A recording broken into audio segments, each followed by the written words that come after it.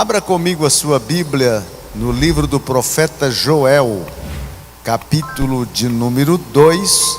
Estaremos lendo o miolo deste livro, a parte bastante importante e primordial para todos nós.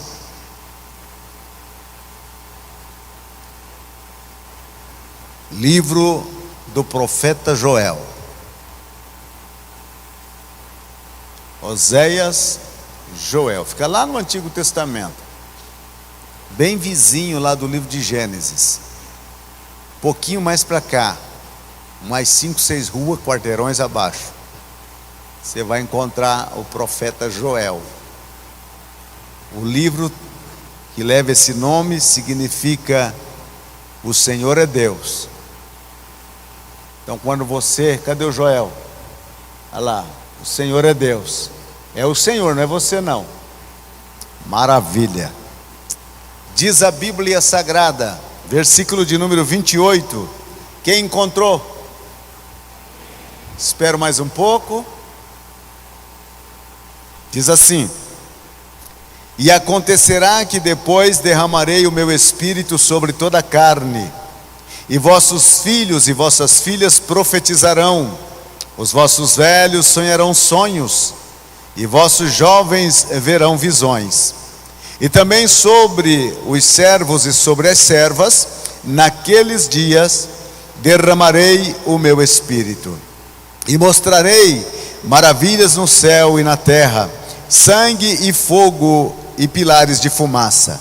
O sol se converterá em trevas e a lua em sangue, antes que venha o grande e terrível dia do Senhor.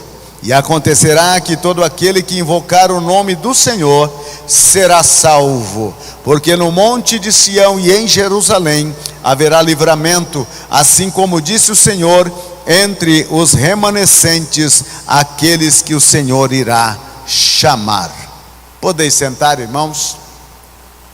O grande dia do Senhor é o que o profeta Joel, nesta passagem, está destacando.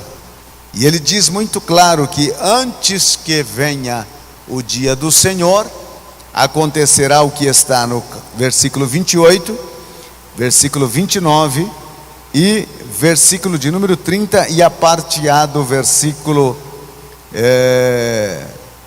31. Então há acontecimentos que sucederão antes do dia do Senhor. O livro do profeta Joel, ele tem 3 capítulos. E ele apresenta momentos cruciais na nação de Israel. Problemas terríveis. Alguns dizem que ele escreveu após o acontecimento do exílio babilônico, por volta de 500 a 450 anos antes de Cristo. Mas uma linhagem mais bem tradicional, e nós da Assembleia de Deus somos dessa linhagem, cremos que ele escreveu por volta do ano 800 antes de Cristo. Provavelmente pouco antes da invasão assíria sobre a região do norte, aonde a capital era em Samaria. Por volta do ano 722 antes de Cristo, a Síria invadiu a parte norte, as 10 tribos, levando-os cativos para muitas outras nações. E este livro, ele encaixa perfeitamente neste acontecimento, devido ao fato de que Joel apresenta uma crise tremenda de abastecimento no país, a falta de alimentação. E por ser uma nação, Israel, propriamente quase que 100% agrícola, eles sofreram o percance de uma invasão de um exército estrangeiro. Quando ele aponta ali os gafanhotos, o migrador, o cortador, o devorador, aquele 4 tipos de gafanhotos, nada mais é do que exércitos invasores que vieram sobre as terras de Israel. E deixaram a terra em uma situação bastante calamitosa. No capítulo 2, há um convite: tocai a trombeta em Sião, comova-se todos os moradores da terra. Há um chamado para jejuar, há um chamado para clamar a Deus, para que possa haver uma restauração nacional. A situação é calamitosa, é desoladora, porque um exército inimigo, quando vem, ele destrói tudo aquilo que encontra pela frente e saqueia todo o precioso. E naquele tempo, as colheitas era preciosidade, o alimento, porque o alimento é a maior fonte necessária de energia. Sem alimento, não há energia. Muitos falam na tecnologia, mas esquece que a maior energia é o alimento, porque minha mãe sempre dizia que saco vazio não para em pé.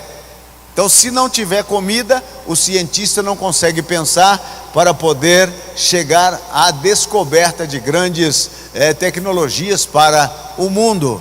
Por isso que nações populosas como China e Índia sofrem hoje tremendamente pelo fato de que tem uma população imensa e não tem comida para todos. E aí você vê muitas vezes algumas reportagens nestes países onde eles estão comendo morcego, estão comendo barata, estão comendo escorpião, tudo espetinho, assado na feira, vendido fresquinho, crocante para todos aqueles que queiram comer, porque não tem aquela alimentação básica.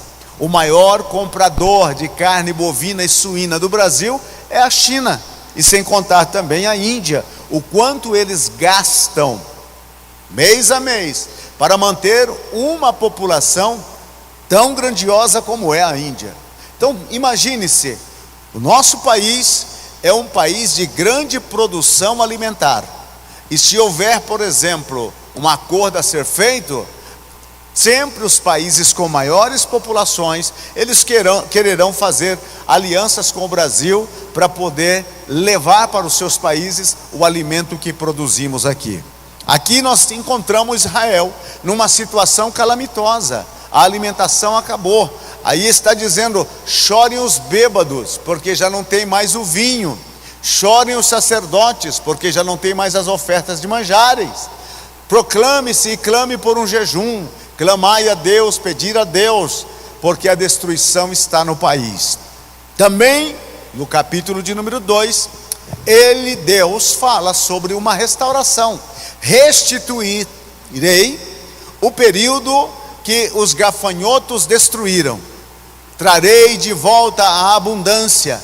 Haverá pão novamente, haverá alegria novamente, haverá felicidade novamente. E aí ele entra nestes versículos em que nós fizemos leitura, que é o cerne deste livro, que na verdade é o ponto-chave deste livro, sobre o grande e terrível dia do Senhor. Está falando de grande, está falando de terrível. São duas palavras para serem observadas. Grande porque não há outro semelhante àquele. Será grande em tempo, em horas, ou será grande pelos acontecimentos? Está falando sobre a terribilidade. O que é isso? Está dizendo sobre o que vai acontecer neste dia. Coisas espantosas e grandiosas estão reservadas para este dia, conhecido como o dia do Senhor.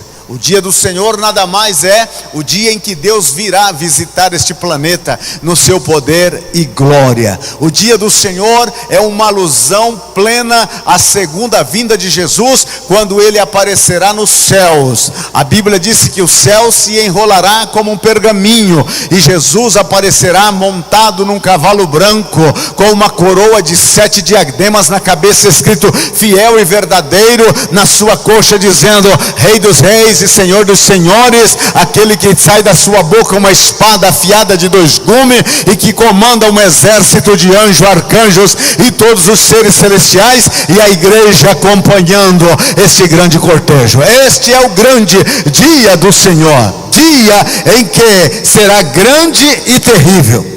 Agora, antes que aconteça esse dia, Joel faz alusão em 3 acontecimentos que eu quero compartilhar com todos nós. O primeiro compartilhamento que eu quero trazer a vocês é que Joel está dizendo que antes que aconteça o grande e terrível dia do Senhor, haverá um avivamento. Diga comigo, glória a Deus. Haverá um derramamento do Espírito Santo sem precedentes.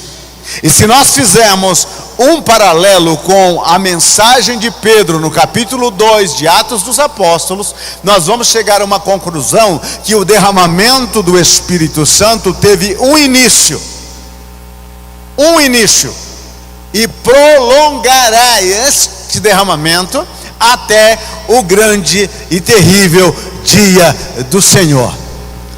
Esse derramamento, a Bíblia disse capítulo 2 de Atos: e cumprindo-se o dia de Pentecostes, estavam todos reunidos no mesmo lugar. Era um culto, eles estavam ali, num aposento alto, cerca de 120 pessoas. Havia até a mãe de Jesus ali reunida com eles, os discípulos, muitas das pessoas que foram curadas, que foram tocadas por Jesus, estavam todos ali. E de repente veio do céu que encheu toda a casa e fora repartida sobre cada um. Santo, e começaram a falar em outras línguas, conforme o Espírito Santo lhes concedia que falasse. Aquele foi o início do derramamento do Espírito Santo. E a Bíblia continua dizendo: estava em Jerusalém naqueles dias judeus de muitas partes da terra que havia vindo para a festa, tanto a festa da Páscoa como a festa do Pentecoste. E quando houve aquele barulho, porque crente pentecostal faz barulho, onde estão os pentecostais nesta noite? Dá um brado de glória aí, mostra que você está vivo e que pode dar um glória ao Senhor. Houve um barulho e todos correram para a porta onde eles estavam. E Pedro então disse: varões, estes homens não estão bêbados como vocês estão pensando. Isto é o que profetizou o profeta Joel: nos últimos dias derramarei o meu espírito sobre toda a carne. E fala dos velhos que sonham, fala dos jovens que têm visões, fala dos servos e servas que serão cheios do poder. Agora ali começou o Pentecoste. Agora este Pentecoste, ele só vai terminar quando Jesus voltar. Enquanto houver igreja pentecostal, haverá Pentecoste. Enquanto houver igreja que ama o Espírito Santo, haverá Pentecoste. Haverá derramamento do Espírito Santo, haverá batismo no Espírito Santo, haverá sonhos e projetos e visões, haverá profecias, haverá talentos e haverá também dons espirituais. O Pentecoste é a marca que começou a contar os dias para o grande e terrível dia do Senhor. Antes que aconteça, e isso vem acontecendo paulatinamente. Aqui pode ser que ninguém seja batizado no Espírito Santo esta noite, mas eu posso até afirmar aos senhores com toda a franqueza que em algum lugar neste grande planeta há alguém nesta hora que está recebendo o batismo no Espírito Santo. Pode ser que aqui ninguém receba dons espirituais, mas em algum lugar aonde está uma igreja pentecostal, há alguém recebendo um dom espiritual. Porque o Pentecoste que aconteceu em Jerusalém, mas o destino dele é alcançar toda a terra. Há japoneses batizados com o Espírito Santo, há chineses batizados com o Espírito Santo. Os únicos japoneses que não é batizado com o Espírito Santo é o nosso, mas vai ser, amém, irmãos? Aleluia, ele também disse amém. Há chineses batizados com o Espírito Santo, há indianos batizados com o Espírito Santo, há até baiano batizado com o Espírito Santo, cearense também, pernambucano também, paulista, mato-grossense, argentino batizado com o Espírito Santo e fala uma língua diferente, colombiano batizado com o Espírito Santo, porque aonde está a igreja pentecostal, há a manifestação do Espírito Santo. Esta manifestação. Esta manifestação. Então Joel profetiza, disse: nos últimos dias derramarei do meu. Estes últimos dias já vai quase 2000 anos, desde que os nossos primeiros irmãos foram cheios do poder, naquele cenáculo em Jerusalém. Mas não parou por ali. Se você folheia 10 capítulos na frente, você já vai encontrar que também houve um outro Pentecoste, na casa de Cornélio. Quando Pedro chega, Cornélio vai se prostrar e Pedro disse: não faça isso, eu sou um homem como você, estou aqui, me pergunte o que é que você quer. E ele então fala: eu estava orando às 3 da tarde, quando um anjo apareceu e disse: manda buscar Simão Pedro, ele está na casa de um Simão curtidor, e ele vai te dizer todas as palavras da vida. E Pedro então começa a anunciar Jesus, e quando ele vai tomar um fôlego, o Espírito Santo desceu e caiu, e foi batizado aqueles italianos de uma tal forma, cheios do Espírito Santo. Então foi o Pentecoste para os italianos, mas também tem Pentecoste para os espanhóis, tem Pentecoste também para os portugueses, e tem Pentecoste para o brasileiro. Quando em 1911 aqui chegou Daniel Berg e Gunnar Vingre, eles trouxeram consigo no coração o fogo do Espírito Santo e esparramou por toda essa nação. Araçatuba tem uma igreja pentecostal, a Assembleia de Deus, Ministério do Belém, é uma igreja do Espírito Santo. Antes que venha o grande e terrível dia do Senhor, um Pentecoste, e ele está aí, cada dia, cada momento. Oh meu irmão, neste exato momento ele está enchendo alguém, chamando para o campo missionário. Neste exato momento ele está enchendo a vida de alguém, chamando para o ministério pastoral. Neste exato momento ele está enchendo uma pessoa e chamando para o ministério de evangelista. Ele é assim, ele não vai parar até que venha o grande e terrível dia do Senhor. Este é o primeiro acontecimento. O segundo acontecimento, também tão importante como este, é prodígios. Prodígios. Não é garoto prodígio, é prodígio. O que é um prodígio? É algo contra o curso normal da natureza.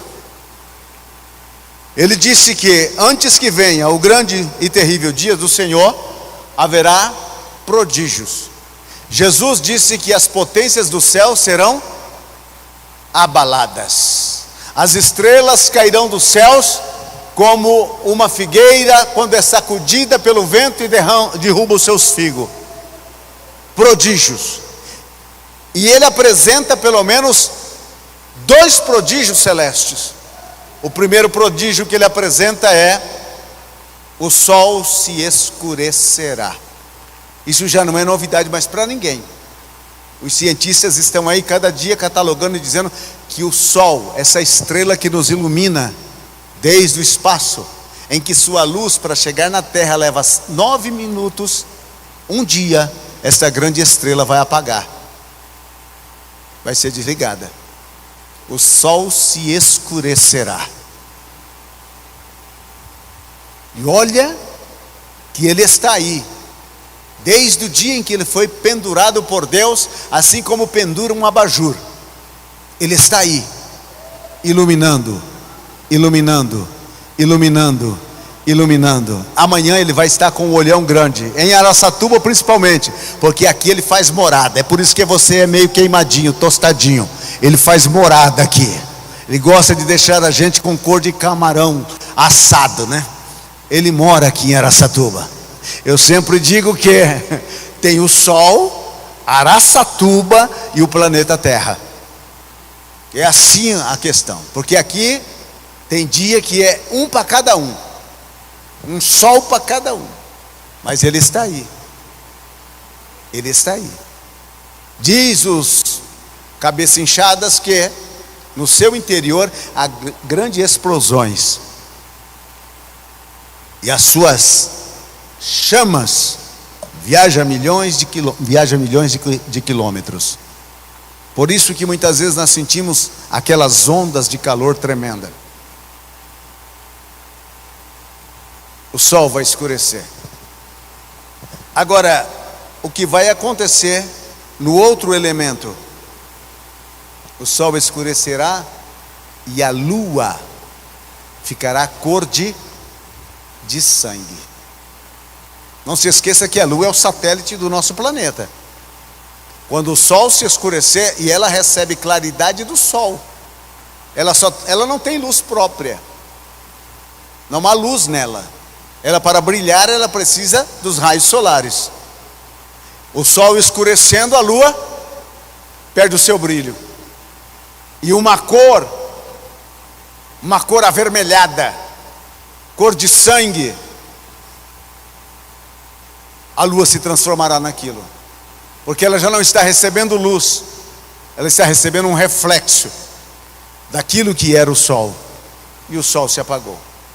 Esses dois elementos celestiais vai acontecer, mas também na terra. Na terra, olha o que ele disse, o que vai acontecer na terra, aqui em Joel, no capítulo de número 30. E mostrarei maravilhas nos céus e na terra, sangue e fogo e pilares de fumaça.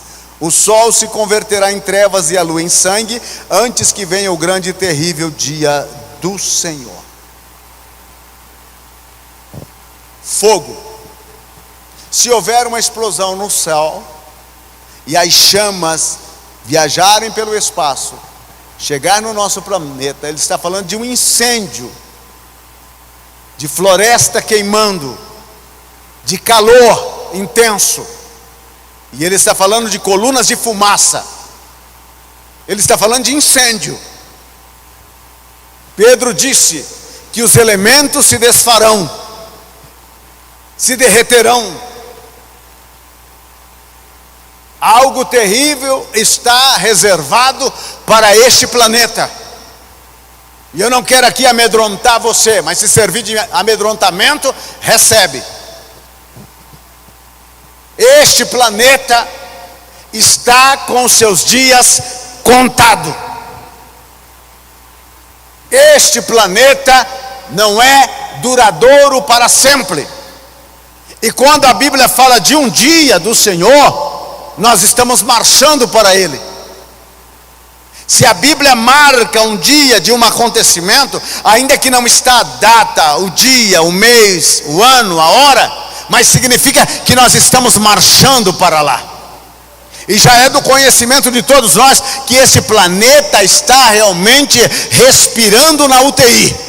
A situação é grave, a situação é alarmante, e daqui para frente o dia será mais terrível ainda. Deus não tem propósito com a igreja nessa terra. O propósito de Deus com a igreja é céus. Jesus disse: eu vou preparar-vos lugar. E se eu for preparar-vos lugar, eu virei outra vez para levar vós para mim mesmo, para que aonde eu estou, estejais vós também. Ele disse: não vos deixarei órfãos, eu virei para vós. Ele vai voltar, ele virá buscar esta igreja.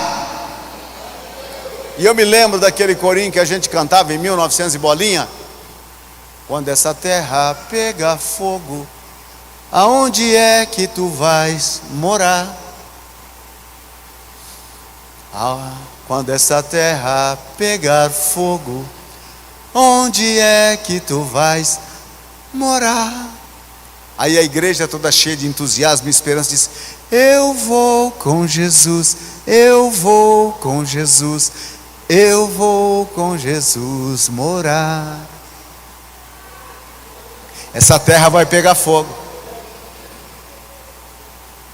Olha aí para o seu irmão e diz: esse planeta vai acabar.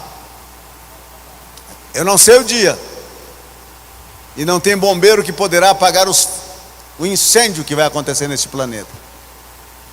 Na terra vai acontecer isso.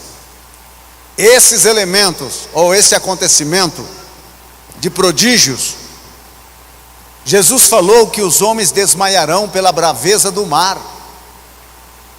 Ondas imensas. Quando Jesus falou isso, muitas pessoas ficaram pensando, e até hoje alguns, até tempos atrás, 2004, alguns estavam pensando, isso não é possível. E aconteceu aquele tsunami na Indonésia. Ondas com mais de 30 metros de altitude invadiram a terra. 240 mil pessoas morreram. Aí disseram, se você vê uma onda de 30 metros, eu duvido você falar, me dá uma prancha de surf que eu quero surfar. Me dá o meu barquinho que eu quero navegar. Jesus disse, os homens desmaiarão pela braveza do mar. As suas ondas se elevarão. E os homens desmaiarão quando vê aquelas ondas chegando. Esses acontecimentos é antes do grande e terrível dia do Senhor. A água potável será reduzida. Hoje nós tomamos água quantas vezes queremos. Falar em água deu sede.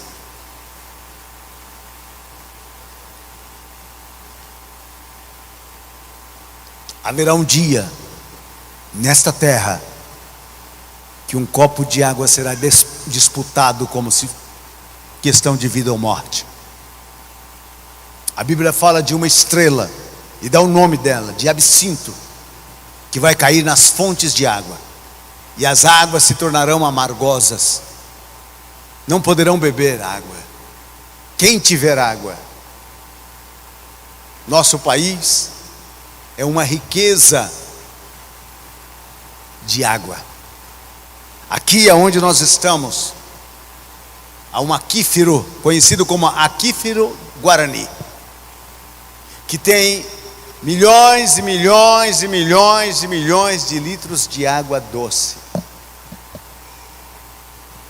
Água é mais precioso do que petróleo. Água é ouro. E esse planeta sofrerá uma redução na quantidade de água. Agora você pode entender, no Antigo Testamento havia briga até de morte por causa de um poço que se cavava. Imagine quando a água for reduzida, quando não houver água para abastecer toda a humanidade. Jesus disse, levantai os vossos olhos para os céus, porque a vossa redenção está próxima. Esses acontecimentos estão aí.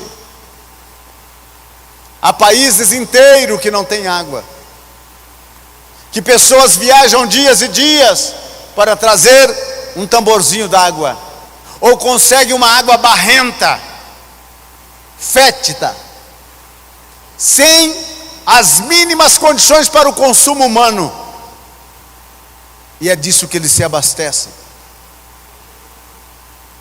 A terra enfraquecerá na sua produção, não haverá fertilizante que fará com que essa terra venha continuar produzindo. Lutarão de todas as formas, mas a terra empobrecerá. Não haverá condições de produzir alimento para todo mundo. A disputa pela comida será tremenda. Sinais nessa terra, neste planeta. Os homens melhorarão, irmãos.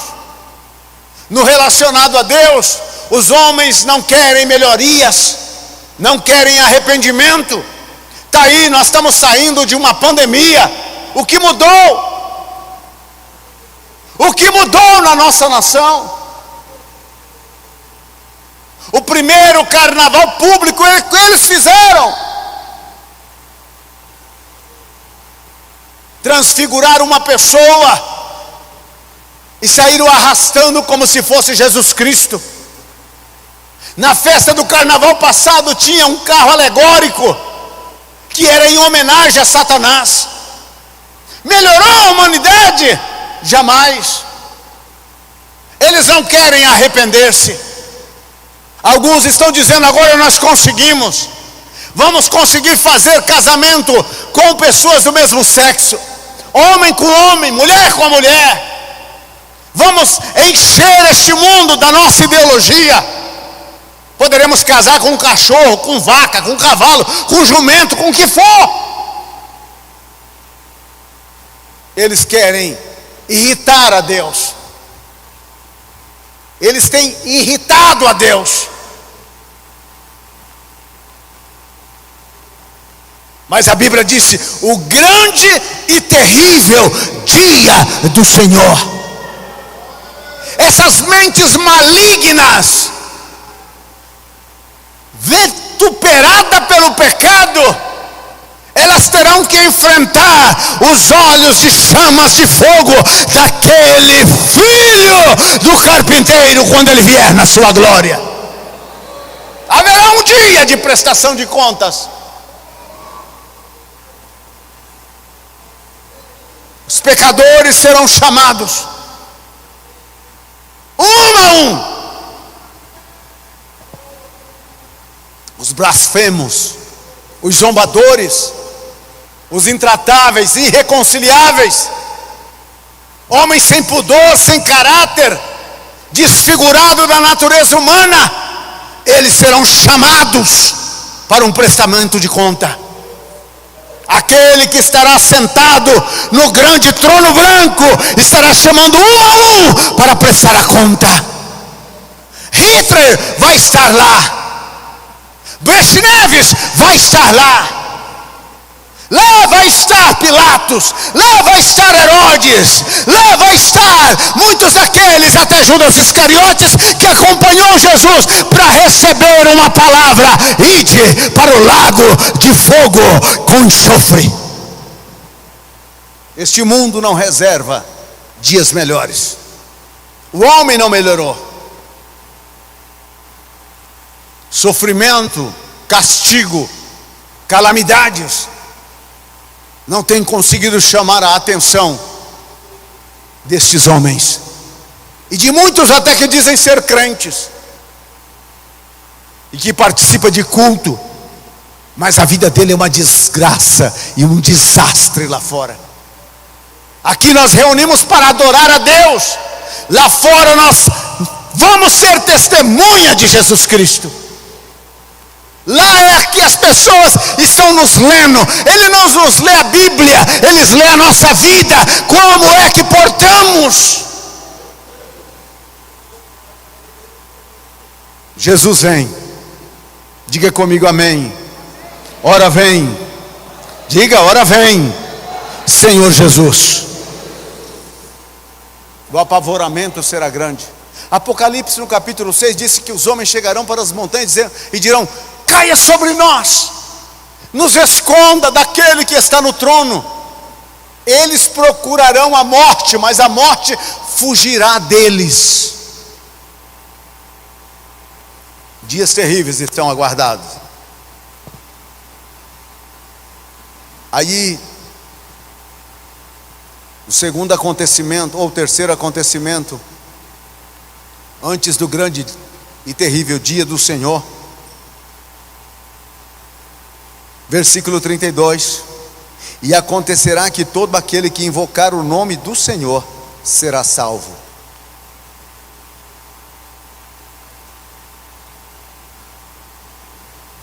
Salvação. Haverá uma grande colheita de almas. Uma grande colheita. E se nós estamos partindo do Pentecoste para cá, começou com 120. Quantos somos hoje? Quantos cristãos há no mundo hoje?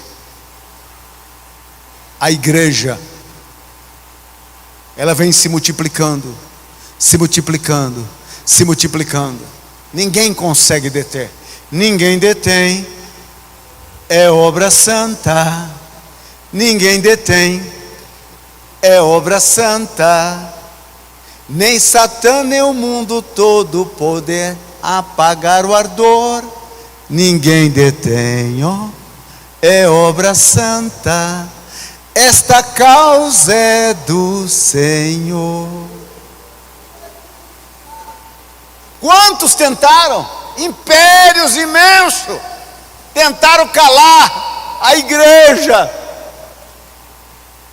levantaram perseguidores, mataram irmãos nossos, mas a igreja continua. Pode derrubar a torre do templo, mas não derruba o Jesus de dentro do coração da igreja. A nossa questão não é templo, a nossa questão é vida. Jesus está entronizado no coração da igreja, nem Satanás pode chegar lá. Ele pode levantar perseguições, ele pode. Muitas vezes eu fico pensando, alguns irmãos menos esclarecidos, eles dizem a mim: pastor, nós precisamos apoiar o fulano, o ciclano, o bertano para defender a igreja. A igreja não precisa de defensor. Jesus disse: edificarei a minha igreja, e as portas, não sei quantas portas, está no plural, as portas do inferno não prevalecem. Poderemos ter representante como movimento social, mas no espiritual, quem defende, quem luta e batalha pela igreja é o dono dela, e o dono dela está aqui nesta noite.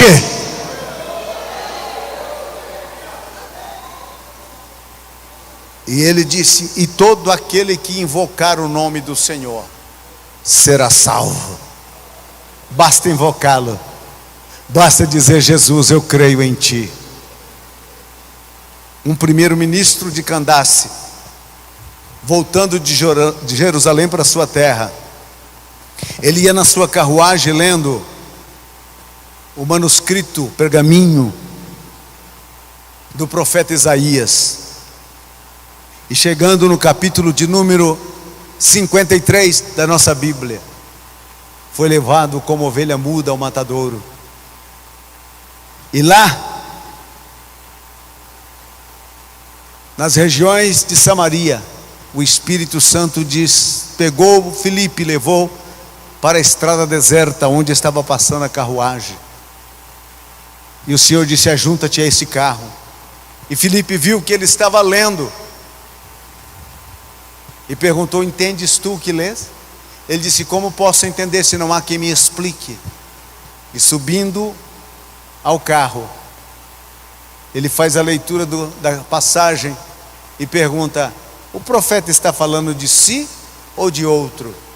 E desde aquela escritura, Filipe começa a evangelizá-lo, e continuaram a viagem, chegaram num lugar onde havia água. E então o primeiro-ministro pergunta: aqui tem água, o que me impede de ser batizado? Filipe disse: se você crê, ele disse: eu creio que Jesus é o Cristo, o Filho de Deus. Desceram do carro, desceram as águas. Filipe batizou o homem seguiu a viagem. Filipe foi arrebatado e levado para outro lugar. Quem invoca o nome do Senhor será salvo. Paulo escrevendo em Romanos 10: como ouvirão se não há quem pregue? Como pregarão se não forem enviados? Como está escrito: quão formosos os pés daqueles que anunciam a paz e coisas boas. A palavra está junto de ti, no teu coração. Se tu creres no coração e confessar com a tua boca que Jesus Cristo ressurgiu dentre os mortos, será salvo. Quem invoca o nome de Jesus é salvo. Esta salvação, salvação do quê?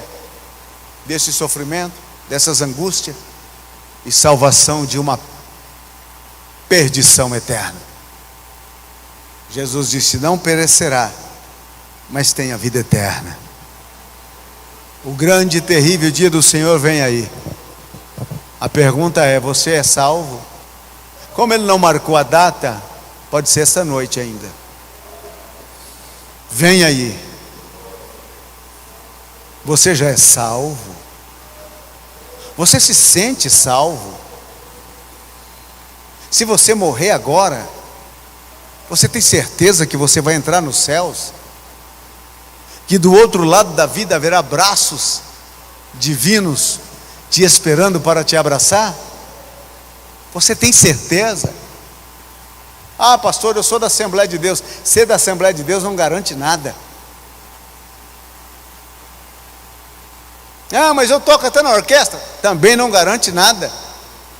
O inferno está cheio de gente que toca melhor do que nós, que canta melhor do que nós, mas está lá porque não invocou o nome do Senhor para a salvação. Mas neste exato momento, no dia de hoje, no dia de agora, você pode invocá-lo ainda esta noite. Você pode dizer: Jesus, entra na minha vida, muda o meu coração, transforma o meu ser, perdoa os meus pecados, Senhor, e me dá uma nova vida. E nesta noite, assim que você entrou aqui com toda a roupa velha e vida velha, você pode sair daqui arroupado pelos vestidos de justiça de Cristo e com uma vida nova para adorá-lo e viver para Ele por toda a eternidade. Quem invoca o nome do Senhor será salvo. O grande problema é que achamos que devemos fazer alguma coisa grande. De repente, se eu carregar uma pedra na cabeça daqui de uma cidade a outra, ou se eu pagar alguma grande quantidade de marmitex para quem tem fome, você pode fazer o que for, não vai resolver nada. Em questão de salvação já foi feito tudo. Jesus já realizou. Ele já abriu os braços naquela cruz. Ele já verteu o seu sangue. Ele já foi perfurado no seu lado esquerdo. Ele foi sepultado numa cova. Mas no terceiro dia ele ressuscitou. E promete a você e a mim: se você invoca o nome dele, tu serás salvo. Tu serás salvo. Como invocar, pastor? Grita por ele: Senhor, salva minha alma, muda minha vida, muda minha história, transforma-me de dentro para fora, sopra sobre mim o teu vento e me dá uma nova vida, antes que venha o grande e terrível dia do Senhor. Ficamos em pé, por favor.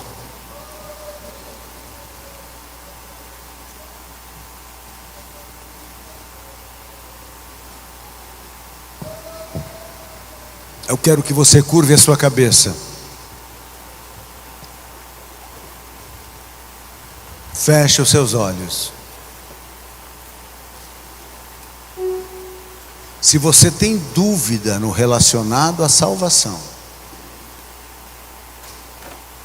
se você não sente seguro da salvação, se não há segurança no teu coração, na tua vida, fale com Jesus. Invoque Ele agora. Não saia nesta noite deste lugar sem aproveitar bem esta oportunidade, que é de acertar a sua vida com Jesus. Aí aonde você está, eu sei que o teu coração está palpitando. A tua alma está trêmula dentro de si. Você deseja, você quer. Deixa Ele entrar. Enamaga sakata ribashori kamana. Deneve agobashuri andarai.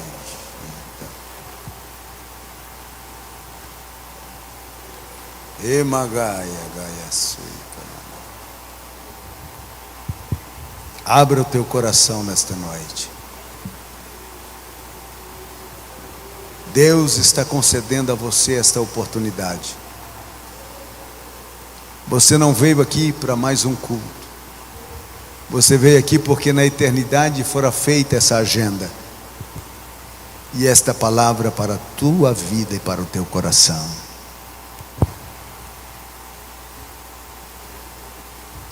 Estamos na tua presença, Senhor. Sopra em nós. Sopra o teu Espírito Santo. Sopra. Enamamamassou de catarribalagasai. Ó, vem Espírito. Convence do pecado, da justiça e do juízo. Vem e toma esta vida, este coração. Aí, aonde ele está, Senhor. Quebranta esta alma diante da tua presença.